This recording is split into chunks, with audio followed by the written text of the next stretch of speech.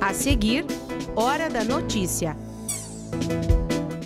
A Câmara de Vereadores de Passo Fundo terá sessão extraordinária nesta semana para votar os vetos ao orçamento de 2019. Os fogos de artifício estão menos barulhentos, mas os cuidados no manuseio do artefato continuam os mesmos. E ainda hoje a gente vai rever mais uma reportagem da série sobre os 50 anos da Universidade de Passo Fundo. Hoje é quarta-feira, é 26 de dezembro, é hora da notícia.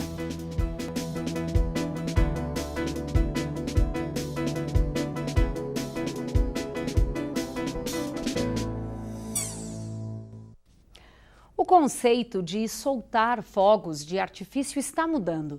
Tem cidades que já não aceitam aqueles fogos que fazem barulho e muitos estão optando por luminosos, pirotécnicos, que não causam estresse a idosos e animais. Só que, como diz o próprio nome, são fogos de artifício, então exigem cuidados. Fim de ano chegando, aumentam as festas, o pessoal bebe um pouquinho mais além da conta e aí quer soltar fogos de artifício. E nessa brincadeira pode-se ir os dedos, se não a mão inteira. Por isso a gente está aqui no Corpo de Bombeiros para falar com o Sargento Maciel. Tudo bom, Sargento? Tudo bem. Que cuidados tem que ter? A primeira recomendação do Corpo de Bombeiros é que você vá numa loja especializada, que da onde vai ter origem desse material, né? E outras recomendações são, né, você pegar, a criança não pode utilizar, adolescente é proibido adquirir e queimar, a pessoa alcoolizada, né? Uma da recomendação é que você utilize sem estampido, né? Hoje tem nas casas especializadas que não tem aquele som para não prejudicar animais, as pessoas idosas, né? Mas é só aquele fogo que é bonito? Exatamente, é só a luz, não tem o estampido, né? Mesmo assim, se você insistir em utilizar, você tem que ter o cuidado de não soltar dentro do ambiente fechado, longe das pessoas. Não pode ser embaixo da fiação elétrica, né? Quando você for utilizar ele, afastá-lo do corpo, né? Erguer o braço o máximo possível, porque numa ocorrência não venha atingir teu rosto. Né? E de preferência colocar um dentro do outro, ou seja, um estourado como suporte para aquele que vai estourar. Exatamente, tu faz um prolongamento, né? Então deixa mais longe do corpo possível, né? Que porventura esse artefato não estourar, né? Não tente reutilizá-lo, né? Inutilize. De preferência tem um balde com água, coloca dentro da água para garantir que ele realmente apagou. Se porventura houver uma explosão, ele vai arrebentar os dedos até a própria mão. Ok, sargento, obrigado pelas informações. Olha aí, ó, pessoal, fim de ano está chegando, como eu disse. Vamos comemorar, fazer festa, comer, beber, mas com responsabilidade. A gente volta para o estúdio.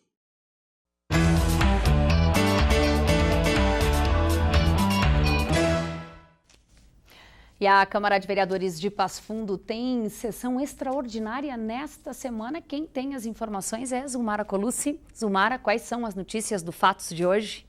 Pois olha, Thaís, a Câmara de Vereadores realiza nesta quinta-feira a sessão extraordinária para analisar os vetos do prefeito Luciano Azevedo a 30% das emendas impositivas feitas pelos vereadores ao orçamento de 2019. A previsão orçamentária do próximo ano para Passo Fundo estima receita e despesa na ordem de 659 milhões de reais.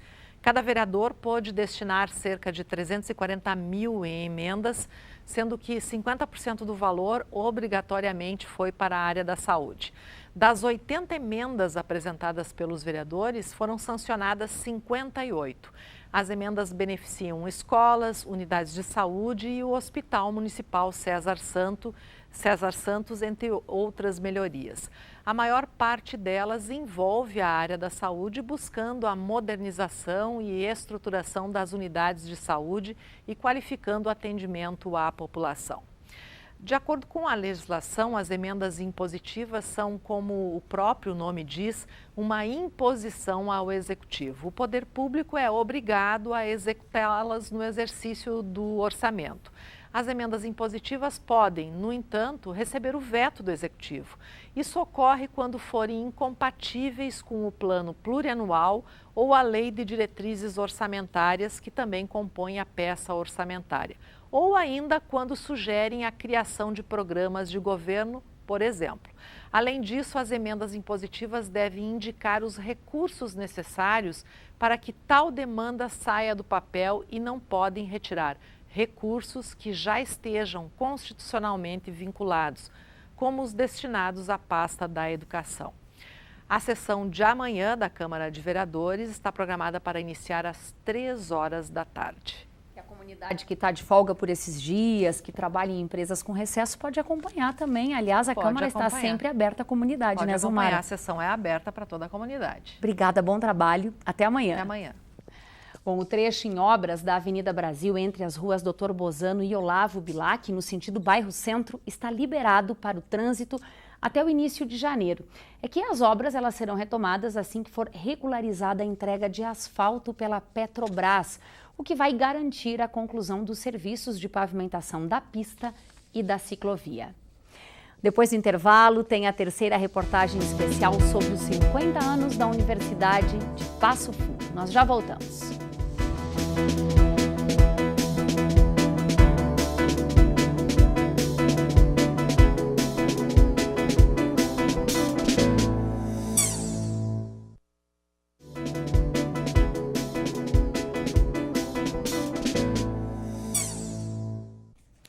Termina na sexta-feira o prazo para pagamento do IPVA em cota única com desconto, que pode chegar a 25,48%.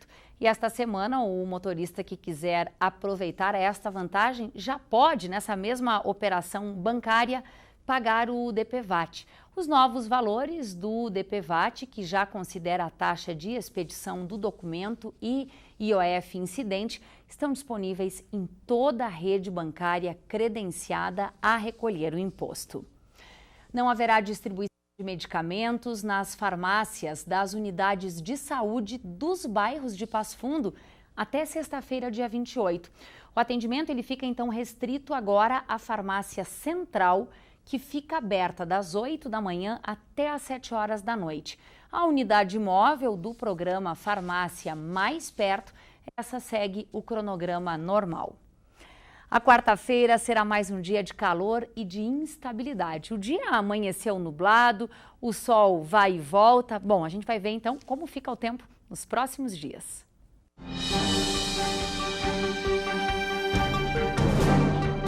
A instabilidade permanece na quinta-feira. O tempo fica encoberto na maior parte do dia. Mínima 19, máxima 26 graus. Sol entre nuvens e pancadas de chuva estão previstas para sexta-feira. Mínima 18 e máxima 28 graus. Termina amanhã o prazo para justificar a ausência no segundo turno das eleições deste ano. E olha só, aqueles que não votaram no segundo turno precisam regularizar a situação eleitoral, porque ela é exigida, por exemplo, para posse em cargo público, matrícula em instituições de ensino superior e também ela é exigida na emissão de passaporte. A justificativa ela pode ser feita pela internet, através do site que aparece aí na tela ou no próprio cartório eleitoral. Quem não regularizar a situação está sujeito também ao pagamento de multa. A trajetória de construção do ensino superior em Passo Fundo começou antes de 1950 e passou por inúmeras dificuldades. Para garantir as quase 2 décadas de esforço coletivo, foi preciso formar uma fundação e abrir caminho para a UPF. Hoje você vai rever a terceira reportagem especial sobre os 50 anos da Universidade de Passo Fundo. Nós vamos agora para o ano de 1968, ano em que a instituição foi criada. Enquanto a educação superior se desenvolvia normalmente no Consórcio Universitário Católico, os alunos da Sociedade Pró-Universidade enfrentavam problemas. A luta pelo reconhecimento da odontologia. Nós tínhamos dificuldade material. Nosso laboratório de prótese era uma coisa. E em função dessa primeira inspeção, tardou o reconhecimento da faculdade. Então eu, o Marcos, o Frediane e outros levamos a nossa biblioteca para lá e os nossos laboratórios de prótese para ajudar. E o fechamento da agronomia. O governador Brizola, naquele tempo, deu 50.000 brisoletas para criar agronomia. Essas brisoletas foram para tudo que é lado, menos para criar agronomia. Fiz arquitetura na URGS, ainda no início da universidade, no fim da faculdade de arquitetura, eu comecei a ser professor no Instituto de Artes.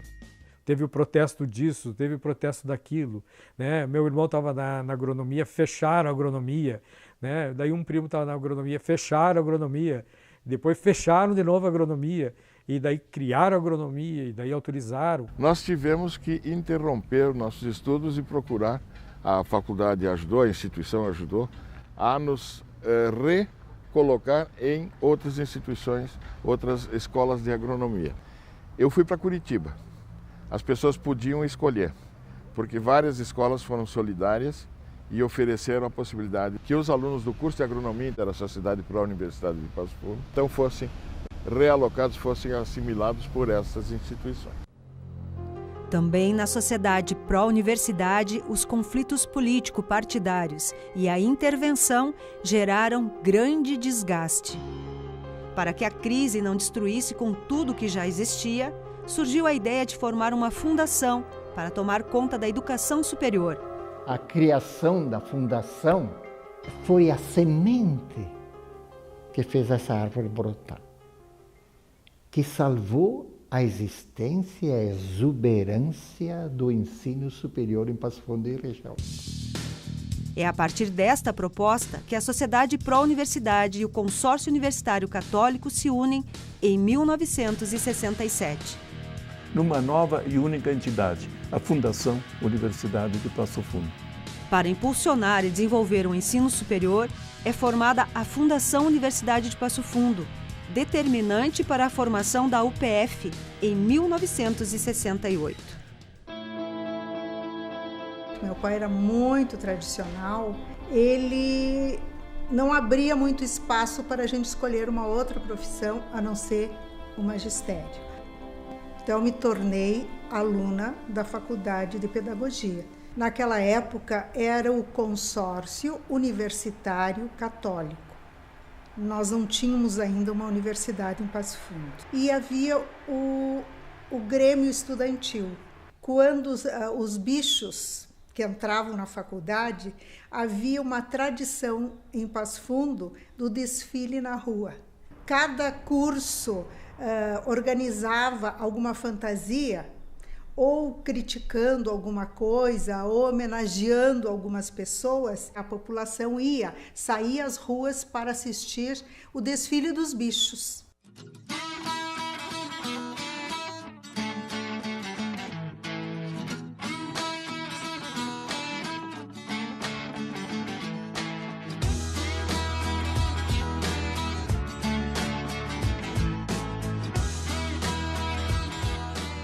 E havia a expectativa dos alunos que a faculdade crescesse, ampliasse, então, porque todos seriam beneficiados. O esforço foi muito grande do padre Alcides em criar uma universidade.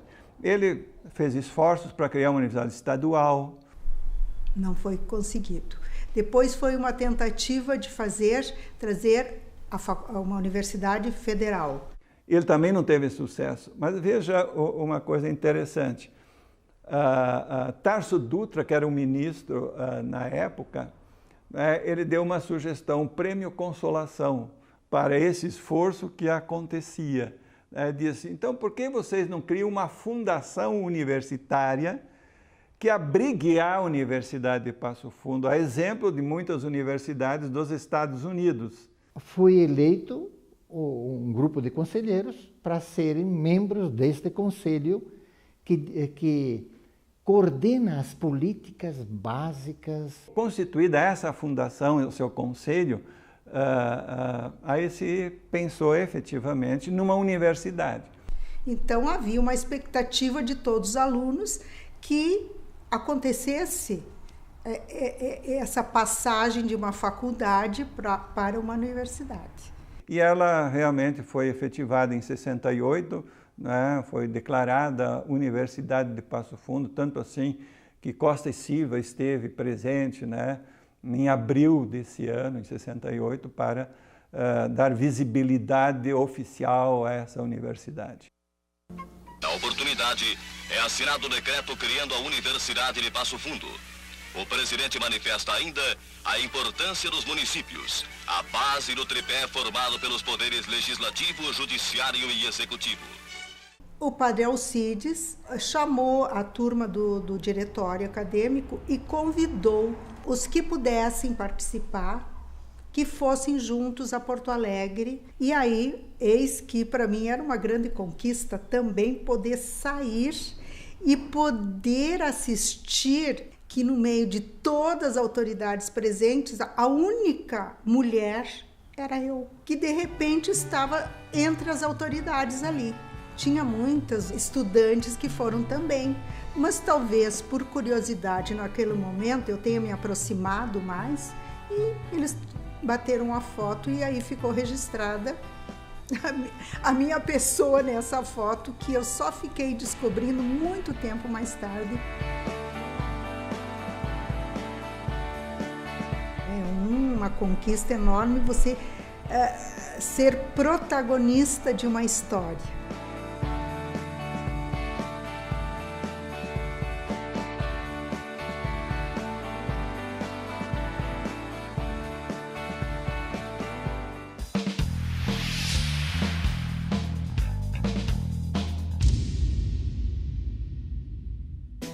E essas foram as informações de hoje. A gente volta amanhã ao vivo, ao 12h30 e, é claro, espera por você. Um ótimo dia.